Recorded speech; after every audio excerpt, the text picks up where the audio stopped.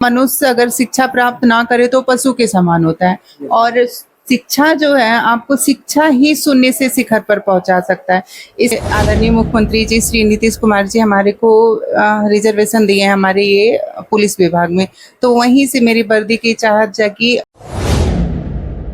और दिक्कत तो इतनी आई कि सर की सोच लीजिए आपकी 2014 में मैं घर छोड़ी थी और 2024 है ये, तो 10 साल लग गए सर। तो 10 साल में इतनी सारी दिक्कतें आई, अगर मैं गिनाने लगूं तो बहुत देर लगेंगे। तो इतनी हेलो, जय हिंद दोस्तों, मैं राहुल यादव, आप सभी को द रिपोर्टर बिहार में स्वागत है।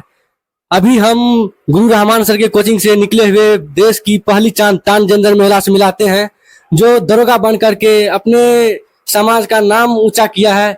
तो मैम, आपको मेरे चैनल में स्वागत है। आपका भी ढेर सारा धन्यवाद भैया। मैम, आप जो अभी दरोगा पोस्ट पे हैं, तो वर्दी का कितना चाहत था पहले से, और आप इस मुकाम पे जो पहुंचे हैं, क्या क्या कारण झेलना पड़ा इस मुकाम पे पहुंचने से पहले? सर वर्दी की चाहत तो शुरू से नहीं थी एक्चुअली, कि जब मैं यहाँ पे आई सबसे पहले मैं गरिमा गृह दानापुर में रेशमा प्रसाद के यहाँ पे रहती थी, तो वहाँ से मेरी पढ़ाई स्टार्ट हुई। तभी मुझे पता चला कि हमारे आदरणीय मुख्यमंत्री जी श्री नीतीश कुमार जी हमारे को रिजर्वेशन दिए हैं हमारे ये पुलिस विभाग में, तो वहीं से मेरी वर्दी की चाहत जागी। और दिक्कत तो इतनी आई कि सर की सोच लीजिए आपकी 2014 में मैं घर छोड़ी थी और 2024 है ये, तो 10 साल लग गए सर। तो 10 साल में इतनी सारी दिक्कतें आई, अगर मैं गिनाने लगूं तो बहुत देर लगेंगे। तो इतनी दिक्कतें आई कि मैं अब याद भी नहीं करना चाहती, क्योंकि जो मैं प्राप्त की हूँ अभी उससे मैं बहुत खुश हूँ सर।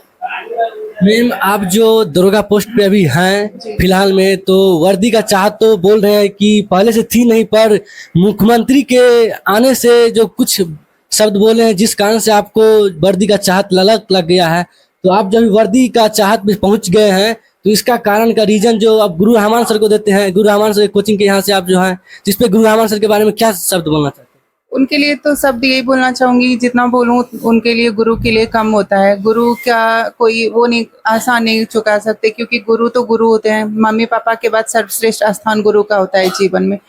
और सफलता का श्रेय है मतलब गुरु को तो जाता ही जाता है, हमारे मम्मी पापा को भी जाता है। रेशमा प्रसाद जो हमारे को ट्रांसजेंडर वो भी हैं और एक लीड करती हैं अपनी दोस्ताना सफर, गरिमा गृह को भी जाता है, और उन तमाम लोगों को जाता है। जो हमारे एक सुल्तान सर हैं जिन्होंने हमारी काफ़ी फाइनेंशियल दिक्कत में मदद की, तो सबको जाता है क्रेडिट।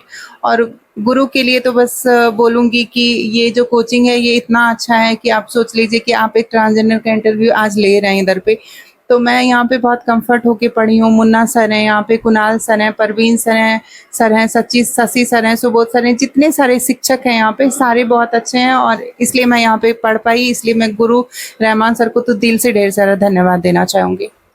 मधु मैम, आपको मैम बोल के पुकारूं या आप दरोगा जी बोल के पुकारूं? आप मेरे को मैम बोल के पुकारिए, दरोगा जी आप कुछ भी बोलिए, दोनों चलेगा। तो आप तो दरोगा जी बन गए, तो दरोगा जी कहने में बहुत अच्छा लगते हैं। तो मधु दरोगा मैम, आपसे हम यही जानना चाहते हैं कि गुरु रहमान सर का आपके जीवन में क्या भूमिका रहा अभी तक जो दरोगा पोस्ट पे गए हैं? आपको इसके लिए ढेर सारा धन्यवाद कि आप मुझे दरोगा बोल रहे हैं। देखिए, एक शिक्षक के बिना आप कुछ नहीं कर सकते, क्योंकि शिक्षा जो होता है ना सर, वो मनुष्य अगर शिक्षा प्राप्त ना करे तो पशु के समान होता है, और शिक्षा जो है आपको शिक्षा ही शून्य से शिखर पर पहुंचा सकता है। इसलिए मतलब यहाँ पे मैं बोलना चाहूंगी कि जितना आज मैं दरोगा हूँ या बनी हूँ, सेलेक्टेड हुई हूँ, ये सारा मतलब पढ़ाई में बोले तो जितना पढ़ाई का क्रेडिट है ये सारा रहमान सर को जाता है सर। मैम, क्वेश्चन का जो लेवल था क्या बहुत हार्ड था या लो लेवल था? जो स्टूडेंट को क्या दरोगा का तैयारी डट कर करना चाहिए या क्वेश्चन को लेवल देख करके ही छोड़ देना चाहिए? नहीं, छोड़ना तो बिल्कुल नहीं चाहिए, गिव अप तो बिल्कुल नहीं करना चाहिए। बहुत सारे लोग हुए हैं कि इस बार सेलेक्टेड नहीं हुए हैं, तो उनके लिए मेरी ढेर सारी शुभकामनाएं, उनके लिए मेरा ढेर सारा आशीर्वाद है, दुआ है कि वो गिव अप नहीं करें। लेकिन क्वेश्चन का लेवल जो मैं दी थी वो मतलब ना बहुत ज्यादा हार्ड था, ना बहुत ज्यादा मतलब लो था, वो ठीक ठाक था। मतलब जो पीटी की बात कर रही हूँ, तो वो बहुत मतलब हार्ड नहीं था। तो मैं तो डरी थी पहले से, क्योंकि ये मेरा फर्स्ट टाइम था, मुझे लगा कि पता नहीं क्या होगा। लेकिन हम जब मतलब स्टार्ट की तो मैं 49 फर्स्ट ही अटेम्प्ट में मैम आप दरोगा क्वालिफाई किया जी जी, ये मेरा फर्स्ट टाइम था। इससे पहले मेरा प्रोविजन डिपार्टमेंट वाला बिहार पुलिस वाला था, कांस्टेबल वाला, तो वो भी मेरे से निकला था। लेकिन दैट टाइम मेरी कंडीशन मेडिकली कुछ प्रॉब्लम थी, तो मैं दौड़ नहीं पाई थी। तो क्वेश्चन बहुत मतलब आप सोच जान लीजिए कि आपके न्यूज़ चैनल से मैं हर एक दर्शकों को ये बताना चाहती हूँ कि दरोगा का ही एक ऐसा सिलेबस है जिसमें बहुत सारे चेंजेस नहीं आते हैं। इसलिए जो दरोगा का तैयारी कर रहे हैं वो बिल्कुल करिए और बिल्कुल मत छोड़िए। और इसमें बहुत सारे चेंजेस नहीं आते, जिसके कारण आप आसानी से निकाल सकते हो। मेंस से ज़्यादा मतलब पीटी से ज़्यादा क्वेश्चन इजी था मेंस का बहुत ही इजी क्वेश्चन था, और सबका होगा, जो लगा है उसका बिल्कुल होगा। और मेरी तो ढेर सारी शुभकामनाएं हैं ही आप लोगों के साथ।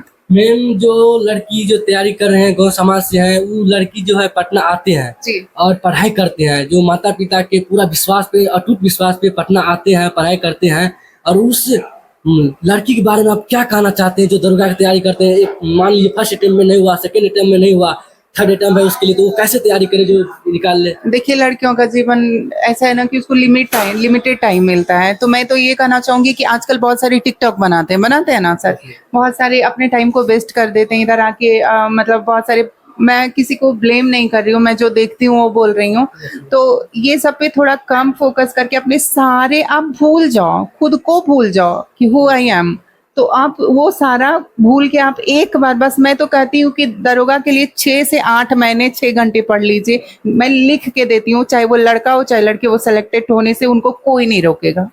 मैम आपका स्ट्रेटजी क्या क्या रहा? कितना देर आप पढ़ते थे? क्या क्या स्ट्रेटजी रहा? मेरा कौन-कौन सा बुक रूल मेरा follow किए? स्ट्रेटजी यही रही है कि मैं 6 से 7 घंटे डेली पढ़ती थी, और यहाँ पे मैं एक भी दिन अब्सेंट नहीं करती थी। मैं कभी क्लास सब्जेक्टिकल जो पढ़ाई होती है वो मिस कर भी दूँ तो मतलब एक भी दिन मिस हो जाता था गलती से। लेकिन मैं टेस्ट कभी भी और डिस्कशन यहाँ का मिस नहीं करती थी। वही मेरे लिए सफलता का आज परचम बना, सफलता का आज श्रेय जाता है उसी पढ़ाई को। क्योंकि कंटिन्यू आप जो भी करिए, दिल से करिए और कंटिन्यू करिए। कंटिन्यू आप करते हैं ना, तो वो आपको बहुत आगे लेके जाएगी सर। थैंक यू मैम, आपको बहुत बहुत मेरे तरफ से धन्यवाद और कंग्रेचुलेसन है कि आपने दरोगा पोस्ट पे अभी पहुंच चुके हैं और ट्रांसजेंडर समाज को नाम ऊंचा कर दिखलाए हैं। तो आपको मेरे तरफ से थैंक यू, धन्यवाद। जय हिंद। जय हिंद।